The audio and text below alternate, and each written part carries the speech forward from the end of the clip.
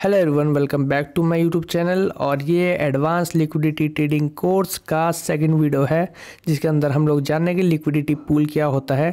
Liquidity pool के बारे में आपने बहुत जगह सुना होगा, काफ़ी इन्फ्लुएंसर आप लोगों को ये चीज़ समझाते हैं, बताते हैं कि लिक्विडिटी पूल पे हम लोग ट्रेड करते हैं और अच्छी हमें ट्रेड यहाँ पे ट्रेड की विनिंग रेशियो मिल जाती है। और लिक्विडिटी पूल बहुत ही इंपॉर्टेंट है ट्रैप्स को फाइंड आउट करने के लिए। ये सारी चीज़ें आपने सुनी होगी, तो इस वीडियो में आप लोगों को बताओगे लिक्विडिटी पूल होता क्या है और आपको क्या लिक्विडिटी पूल के बेसिस पे ट्रेड करना चाहिए या फिर ट्रेड नहीं करना चाहिए। सबसे पहले जानते हैं कि लिक्विडिटी क्या होती है, क्योंकि मैंने प्रीवियस वीडियो में आप लोगों को बताया, लेकिन यहाँ पे आपको फिर से बताता हूँ शॉर्ट में। लिक्विडिटी होती है जहाँ पे बायर्स के ऑर्डर्स होते हैं, उसी के ठीक नीचे उनके स्टॉप लॉस होते हैं। जहाँ पे सेलिंग के ऑर्डर होते हैं उसी के ऊपर उनके स्टॉप लॉस होते हैं। तो बायर के जो स्टॉप लॉस होते हैं वो सेल ऑर्डर होते हैं, और जो सेलर के स्टॉप लॉस होते हैं वो हमेशा बाय ऑर्डर्स होते हैं। यानी जैसे स्टॉप लॉस हिट होगा तो वो ऑर्डर रिवर्स करेगा वहाँ से। वैसे ही अब आपको जानना है लिक्विडिटी पूल क्या होता है। लिक्विडिटी पूल होता है, सपोज ये मार्केट का मूव है, यहाँ पे बायर्स के ऑर्डर्स है, तो यहाँ पे बायर्स के ऑर्डर्स है, तो यहीं पे क्या हो गए, मार्केट के स्टॉप लॉस हो गए। मार्केट वापस उसी जगह पे आता है, लेकिन मार्केट क्या करता है, स्टॉप लॉस को हिट नहीं करता है। यहाँ पे उल्टा क्या होता है, फिर से बायर्स मार्केट में एंटर हो जाते हैं, मार्केट को फिर से ऊपर पुश करते हैं। फिर से मार्केट नीचे गिरता है, फिर से क्या होता है, ये हिट नहीं होता है, कोई भी एसएल हिट नहीं होते हैं। फिर से यहाँ पे बाइंग के ऑर्डर प्लेस हो जाते हैं। तो ये जो एक लेवल बन जाता है, इसको हम लोग बोलते हैं लिक्विडिटी पूल। सेम स्ट्रक्चर आपको लाइव चार्ट पे देखना है, तो आप यहाँ पे देख सकते हैं कि ये जो चीज़ यहाँ पे आपको दिख रही है, हम इसी को लिक्विडिटी पूल कहते हैं। इस चीज़ को मैं आपको अच्छे से समझा देता हूँ एक बार। यहाँ पे क्या हुआ, मार्केट गिरते गिरते गिरते गिरते यहाँ तक आता है, यहाँ पे बाइंग के ऑर्डर प्लेस होते हैं।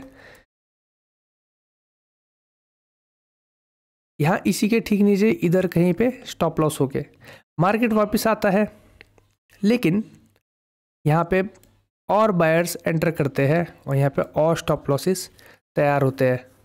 मार्केट फिर से नीचे आता है, यहाँ पे डबल बॉटम बनाता है। दोनों ही टाइम यहाँ पे बायर्स एंटर करते हैं और नीचे स्टॉप लॉस बनते हैं। लेकिन कब तक ऐसा होगा, इसका हमें नहीं पता। इस चीज़ को आप लोग सपोर्ट मानते हैं, लेकिन लिक्विडिटी के कंसेप्ट में इस चीज़ को हम लिक्विडिटी पूल कहते हैं। जहाँ पे मल्टीपल लिक्विडिटी बिल्ड हो रही होती है, उसको हम लिक्विडिटी पूल कहते हैं।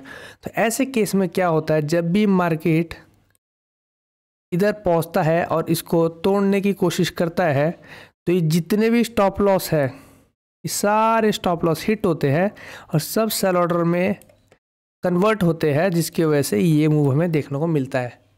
ये इतना बड़ा मूव हमें देखने को मिलता है। यही होता है मार्केट में लिक्विडिटी पूल। अच्छा, इस पे क्या आप लोगों को ट्रेड करना चाहिए या फिर नहीं करना चाहिए?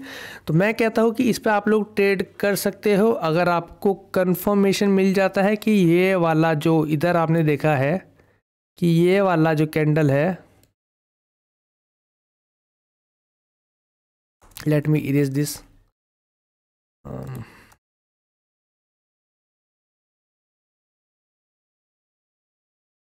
ओके, सो जो ये वाला जो कैंडल है, अगर आपको इस कैंडल पे कंफर्मेशन होता है कि कैंडल इसके नीचे क्लोज हो रही है, और आपको पता चलता है रिएक्शन से, कैंडल की रिएक्शन से आपको समझ आ जाता है कि क्या वो कैंडल नीचे जाएगी कि नहीं जाएगी। शुरू में ये चीज़ टफ है, लेकिन जैसे जैसे मैं कैंडल रिएक्शन की वीडियोस बनाऊंगा तो आप लोगों को भी समझ आ जाएगा। तो जैसे ही कैंडल का रिएक्शन बताते कि अगली कैंडल नीचे जाने वाली है, तो आप लोग अपना ट्रेड प्लेस कर सकते हैं। और आपको टारगेट कितना रखना है ये हम जान लेते हैं। जितना लिक्विडिटी पूल जो होगा, है ना, इस लिक्विडिटी पूल का जो सबसे हाईएस्ट स्विंग जो होगा, ये जो लिक्विडिटी पूल पूरा आपको दिख रहा है, इस लिक्विडिटी पूल का जो हाईएस्ट स्विंग है, जो कि ये है, तो इतना ही मार्केट नीचे जाने के चांसेस होते हैं। थोड़ा सा यहाँ पे कम गया है, लेकिन इतना ही मार्केट जाने के चांसेस होते हैं। तो आप टेक प्रॉफिट इससे थोड़ा सा कम लगा सकते हैं। अपना स्टॉप लॉस इसका 1:3 के हिसाब से मैनेज करके लगा सकते हैं। बस आपको ये चीज़ ध्यान रखनी कि आपका जो स्टॉप लॉस इतना टाइट ना हो कि हल्का फुल्का मार्केट मूव करे तो वो स्टॉप लॉस को हिट कर दे। इसको बोलते हैं हम लिक्विडिटी पूल, और कुछ भी नहीं है। लिक्विडिटी ग्रैबिंग होती है, लिक्विडिटी स्वीप होता है, वो मैं आपको अगली कुछ वीडियोस में धीरे धीरे समझाऊंगा क्या होता है। फिलहाल इस वीडियो में इतना ही जानना बहुत है आपके लिए कि लिक्विडिटी पूल क्या होता है। थोड़ा मैं आपको और कुछ एग्जांपल दे देता हूँ लिक्विडिटी पूल के। This is here you can see liquidity pool. Market ने क्या किया, मार्केट डाउन आता है, यहाँ पे जितनी लिक्विडिटी उसको लेके मार्केट ऊपर जाता है, और फिर से यहाँ पे और लिक्विडिटी को बिल्ड करके मार्केट नीचे गिरता है। तो सेम आपको यहाँ दिखा कि अच्छा अब यहाँ देखो आप, यहाँ पे इसने लिक्विडिटी को ब्रेक किया, लेकिन यहाँ पे कैंडल रिएक्शन और कैंडल के जो ये कैंडल यहाँ पे बनती दिख रही है, ये नहीं बोलती कि आप अभी मार्केट नीचे जाने वाली है। बजाय अगर आप देखो, जैसा मैंने पीछे आपको दिखाया कि कैसी कैंडल्स बनती है, ये कैंडल अगर आप देखो यहाँ पे, ये सेम वैसी ही बड़ी कैंडल है जैसे आपको पीछे दिख रही है। तो इस कैंडल पे आपको पता चलता है कि मार्केट थोड़ा नीचे मूव कर सकता है, ये एसएल को हिट करवाने के लिए।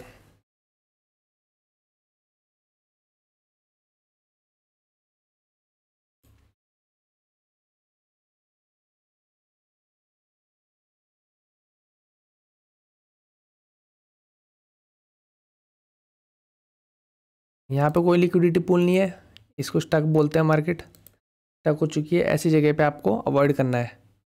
ऐसी जगह पे क्या होता है, मार्केट निकलता तो है एक डायरेक्शन में उसके बाद, लेकिन हम यहाँ पे हम अपनी स्ट्रेटेजी में यहाँ पे ट्रेड नहीं करते हैं। मतलब आपको हर जगह दिखाई देगा, जितनी ये सब लिक्विडिटी पूल इसी को बोलते हैं। कितनी बार मार्केट एक ही जगह टच कर रहा है और फॉल नहीं कर रहा है। यहाँ पे भी लिक्विडिटी पूल बना है मार्केट में छोटा सा। तो यहाँ पे मार्केट ने यहाँ से बाउंस बैक किया, यहाँ से बाउंस बैक किया, यहाँ से फेक आउट किया, फिर से यहाँ से बाउंस बैक किया, और फिर यहाँ पे मार्केट ने क्या किया, इसको ब्रेक किया और यहाँ तक का मूवमेंट मार्केट ने दिया है। तो इसी को क्या बोलते हैं, लिक्विडिटी पूल बोलते हैं। सिंपल सी बात है, इसको ज़्यादा किसी भी टॉपिक को आपको ज़्यादा डीप में जाने की ज़रूरत नहीं है। आपको बस हल्का हल्का पता होना चाहिए, आपको बस नॉलेज होनी चाहिए कि हर चीज़ क्या होती है।